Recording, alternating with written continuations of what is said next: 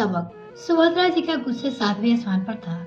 जब से उससे लाडले बेटे रजत का फोन आया था तब से वो मन ही मन मुनमुना रही थी। समझती क्या है वो अपने आप को। अभी 2 ही महीने हुए हैं मेरे बेटे को मुझसे दूर हुए।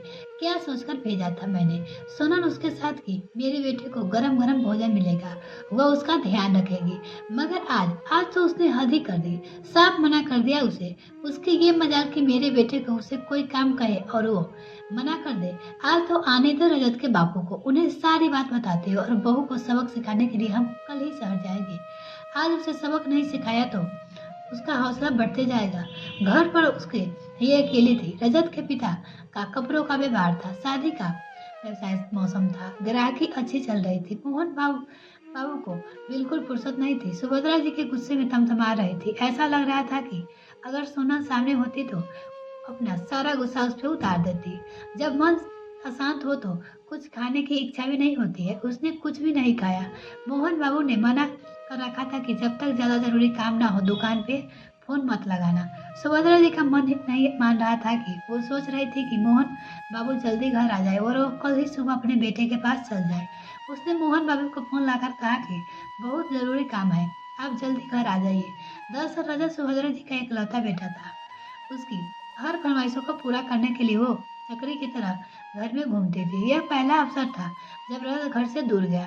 उसके मिले पूरे 2 महीने हो गए थे। सुभद्रा जी की तो इच्छा ही नहीं थी कि बेटे दूसरे शहर में जाए। वो चाहती थी कि वही उसकी आंखों के आगे रहे और उसके पापा के साथ दुकान पे हाथ बटाए। यह मोहन बाबू की जिद थी कि वह उसे अपने साथ दुकान पे नहीं रखेंगे। वो जानते थे कि अपने बेटे की आदत वह काम का आदी था, ऐशो आराम की पला-बड़ा है। उसे उन्होंने उससे अपने साथ काम करने से लिए रखा तो नहीं तो उसने जीवन के अकेले कुछ नहीं कर पाएगा। पढ़ाई में भी उनका मन नहीं लगता था। मुश्किल से बीकॉम की परीक्षा पास की थी। मोहन बाबू बहुत व्यवहार कुशल व्यक्ति थी। उन्होंने अपनी मित्र की कंपनी में उसे कहकर रजत की नौकरी शहर में लगवा दी। वही कंपनी में हिसाब किताब रखने का कार्य करता था। वो चाहते थे कि वह घर के कुछ दूर रहे ताकि कुछ आत्मनिर्भर बन सके। यहाँ घर पर तो माँ की छत्र छाया में वो कुछ सीखने से रहा। रजत की पत्नी सोनल पढ़ी लिखी समझदार लड़की थी। उसने रसायन शास्त्र विज्ञान विषय लेकर एमपीसी की पढ़ाई प्रथम श्रेणी उत्तीर्ण की थी। वो नौकरी करना चाहते थे मगर सुभद्रा देवी ने मना कर दिया। सोनल ने घर गृहस्थी पूरी तरह संभाल ली थी। वह सबकी पसंद नापसंद का ध्यान रखते हुए कार्य करती थी। व्यवहार कुशल थी। घर में आने वाले अतिथि का स्वागत सत्कार में कोई कमी नहीं रखती थी। फिर ऐसा क्या हुआ कि सुभद्रा जी उस पर इतना नाराज हो रही थी। मोहन बाबू घर आए तो उन्होंने पूरी बात अपने हिसाब से बताई और कहा कल हमें शहर जाकर बहू को समझाना पड़ेगा। आप बहुत गुणमान करते थे अपनी बहू को कि संस्कारी बहू है। कहाँ गए उनके संस्कार। उसकी हिम्मत देखो, अपने बेटे को काम करने से मना किया। हमें कल जाना पड़ेगा। मैंने सोनल के मायके को भी फोन लगा दिया है। मैं उनसे पूछूंगी ऐसे संस्कार दिए अपने बेटे को। मोहन बाबू ने कहा तुम बेकार बात को भड़क रही हो। सोनल के मायके में घबड़ की क्या जरूरत थी। और तुम तो जानती हो कि अभी ग्राहकी का समय है, दुकान छोड़कर नहीं जा सकता। वो दोनों छोटे बच्चे नहीं है, छोटी सी नोकझोंक होगी, आपस में सुलझा लेंगे। उन्हें अपनी बहू पर विश्वास था मगर इस समय उन्होंने बहस करना उचित न समझा। वो जानते थे कि इस समय सुभद्रा जी को समझाना बहुत मुश्किल है। दूसरे दिन सुभद्रा जी और मोहन बाबू और सोनल के मम्मी पापा गिरीश बाबू और तनुजा सब रजत के यहाँ पहुँच गए। सुभद्रा जी भरभराई बैठी थी। उन्होंने देखते ही बोले ये संस्कार दिए आपने अपनी बेटी को। रजत ने अपने 4 दोस्तों का खाना बनाने का कहा तो महारानी ने मना कर दिया। ये लक्षण ठीक नहीं है। मैंने अपने बेटे को राजकुमार की तरह पाला है। गिरीश बाबू और तनुजा चुपचाप सुनते रहे थे। मोहन बाबू सुभद्रा को मना करते मगर उनका बोलना बंद ही नहीं हो रहा था। मोहन बाबू ने कहा तुम कुछ देर का चुप हो जाओ, रजत और सोनल को भी तो अपनी बातें कहने दो। रजत ने कहा मैंने कल मेरे 4 दोस्तों को भोजन करने के लिए बुलाया तो सोनल ने भोजन बनाने के लिए मना कर दिया। मेरी इज्जत 2 कौड़ी की हो गई। अब मोहन बाबू ने सोनल से पूछा बेटा क्या कारण है कि तुमने भोजन बनाने के लिए मना किया। घर पे तो तुम इतना भोजन बनाती थी।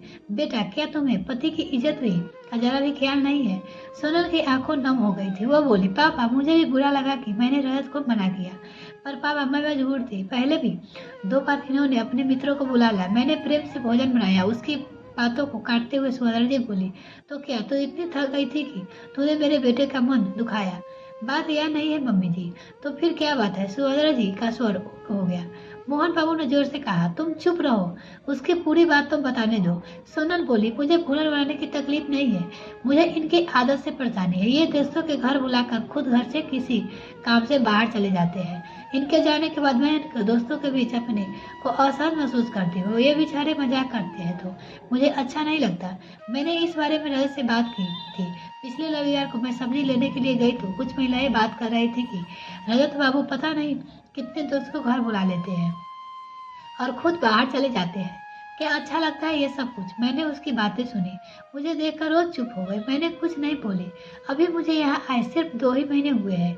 मैं यहाँ का माहौल समझ ही नहीं पाई हूँ। परसों इन्होंने मुझसे कहा कि सोनल मेरे 4 दोस्तों के लिए भोजन बना देना। मैंने ही इतना ही पूछा था कि उस समय घर पे रहेंगे ना, तो वो बोले मुझे तो एक मीटिंग से बाहर गांव जाना है। तब मैंने भोजन बनाने के लिए मना कर दिया। इन्हें में उन्हें गुस्सा आया और उन्होंने गुस्से से मुझ पर हाथ उठाया, मगर मैंने इनका हाथ पकड़ लिया। मैं बिना गलती के मार नहीं खा सकती। ये गुस्से में और भी चले गए। मुझे ही बुरा लगा कि फिर भी मन को समझाया कि हमारी आपस की बात है, मिलकर सुलझा लेंगे। मुझे नहीं मालूम कि इन्होंने आपको कब फोन लगाया। सोनल की आवाज भर आई थी। वह बातें सुनकर कुछ क्षण के लिए एक मौन पसर गया था। सबके मध्य सोनल के मम्मी पापा अभी भी तक चुपचाप बैठे थे। सोनल की मम्मी तनुजा जी बोली, हमने हमारी तरफ से सोनल को संस्कार भी सिखाए और मर्यादा का पाठ भी पढ़ाया है। अभी अभी शादी हुई तो उसकी, मगर मेरी बेटी का जमाई भी के दोस्तों के लिए भोजन बनाने के लिए मना करना संस्कारहीनता है तो क्या उनका छोटी सी बात पर उसका हाथ उठाना संस्कारहीनता नहीं है? मेरी बेटी ने भोजन बनाने के लिए मना क्यों किया वो बता चुकी है। अगर वह चाहती तो फोन लगाकर वो कह सकती थी कि रजत के उस पर हाथ उठाया, मगर उसने ऐसा नहीं किया। वो रजत के साथ मिलकर अपनी रंजन सुलझाना चाहती थी। अब आप ही बताइए कि संस्कारहीन कौन है? सब मौन थे। मिलते हैं फिर नेक्स्ट वीडियो। तब तक के लिए bye. Thanks for watching this video. अगर मेरे चैनल को अभी तक सब्सक्राइब नहीं किया तो प्लीज मेरे चैनल को जल्दी से सब्सक्राइब कीजिए।